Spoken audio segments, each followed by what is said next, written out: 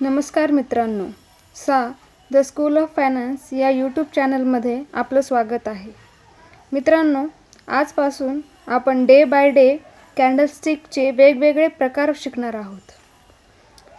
Candlestick pattern share मार्केटचा असा भाग आहे की ज्यावर संपूर्ण शेअर मार्केट हे अवलंबून आहे.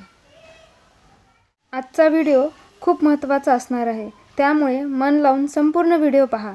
याचा नक्कीच तुम्हाला तुमच्या ट्रेडिंग जर्नीमध्ये फायदा होईल. चला तर मग आपण आपल्या आजच्या या व्हिडिओला सुरुवात करूया.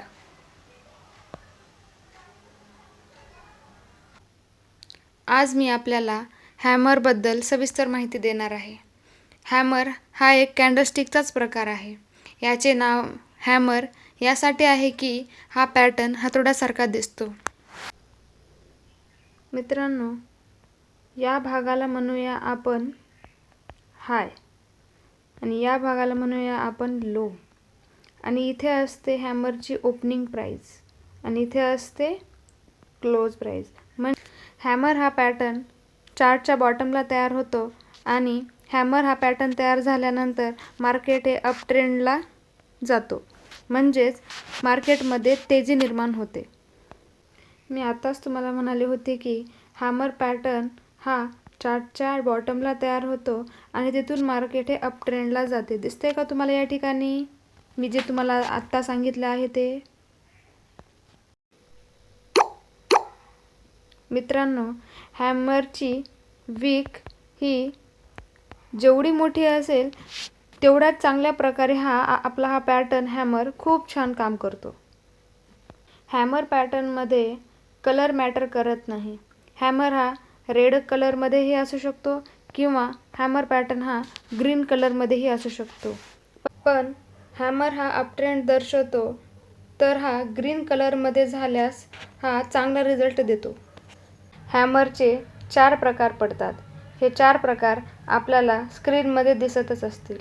हे 4 प्रकार एकच काम करतात. हॅमर हा पॅटर्न तयार झाल्यावर मार्केट किती अप जाईल हे सांगता येत नाही, पण मोस्ट ऑफ द टाईम हा चांगलाच काम करतो. कन्फर्मेशन भेटल्याच्या नंतरच बाईंग करावी, तेव्हाच प्रॉफिट होण्याचे चान्सेस जास्त असतात. जर समजा मार्केटमध्ये एक डाऊन ट्रेंड आलेला असेल आणि तिथे एक हॅमर पॅटर्न तयार झालेला असेल, तर आपण दुसऱ्या दिवशी मार्केट जेव्हा ओपन होईल, जर समजा मार्केट हॅमरच्या क्लोजिंग प्राईसच्या जवळ किंवा जर क्लोजिंग प्राईसला जर ओपन झालेला असेल, तर आपण इथे बाईंग एंट्री आपण करू शकता. आणि आपल्याला हॅमर पॅटर्न हा डे टाईम फ्रेममध्ये यूज करायचा आहे. चला तर मग आपण हॅमर पॅटर्न हा चार्टमध्ये समजून घेऊया. मित्रांनो, शेअर मार्केटमध्ये ट्रेडिंग करत असताना स्टॉप लॉस लावणे हे फार गरजेचं आहे. कारण की जर आपण स्टॉप लॉस न लावता जर काम केलं तर आपल्याला खूप लॉसेस होण्याची शक्यता असते. म्हणून स्टॉप लॉस लावणे हे फार गरजेचं आहे. बाईंगची एंट्री केल्यानंतर जोपर्यंत आपल्याला सेलिंगचे सिग्नल्स मिळत नाहीत, तोपर्यंत आपला हा ट्रेंड हॅमरचा जो ट्रेंड आहे तो आपण कंटिन्यू करू शकता. म्हणजेच आपण ट्रेलिंग टार्गेट आपण सेट करू शकता. मित्रांनो, ट्रेड घेण्याच्या अगोदर एक गोष्ट नेहमी लक्षात ठेवा की आपल्याला बाईंगची एंट्री ही हॅमरच्या क्लोजिंग प्राईसलाच करायची आहे आणि आपल्याला स्टॉप लॉस हा हॅमरच्या लो प्राईसला लावायचा आहे. ठीक आहे मित्रांनो, तुमच्या सर्वांसाठी मी परत एक वेळेस रिव्हिजन घेते. ठीक आहे. हॅमर हा पॅटर्न डाऊन ट्रेंडच्या शेवटी बनतो आणि हॅमर पॅटर्नला वीक नसते आणि जरी असली तरी ती फार छोटी असते. नंबर पॉईंट 3, हॅमरला कलर मॅटर करत नाही. तो ग्रीन कलरमध्ये असू शकतो आणि तो रेड कलरमध्ये असू शकतो. ग्रीन कलरमध्ये असेल तर आपल्याला छान मोमेंट मिळतील. ठीक आहे, कारण की तो अप ट्रेंड असल्या कारणानं आपल्याला ग्रीन कलर असेल तर छान मोमेंट मिळू शकतात. हॅमर पॅटर्न हा बुलिशनेस दर्शवतो. ठीक आहे.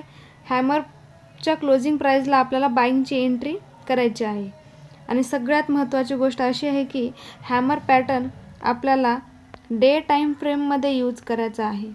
कारण की जितका मोठा टाईम फ्रेम तेवढी मोठी आपल्याला ॲक्युरेसी आणि तेवढे पॉईंट्स आपल्याला कॅप्चर करायला मदत होईल. ठीक आहे. तर मित्रांनो, हॅमरबद्दल जर तुम्हाला कोणताही प्रश्न असेल तर तुम्ही कमेंट बॉक्समध्ये मला नक्की विचारू शकता. ठीक आहे. आणि मी जाता जाता एकच तुम्हाला सांगते की विदाऊट स्टॉप लॉस तुम्ही कधीच ट्रेडिंग करू नका.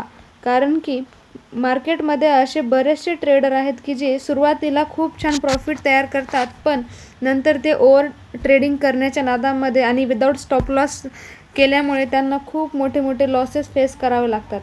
त्यामुळे कृपया करून तुम्ही असे विदाऊट स्टॉप लॉसचे ट्रेडिंग नका घेत जाऊ.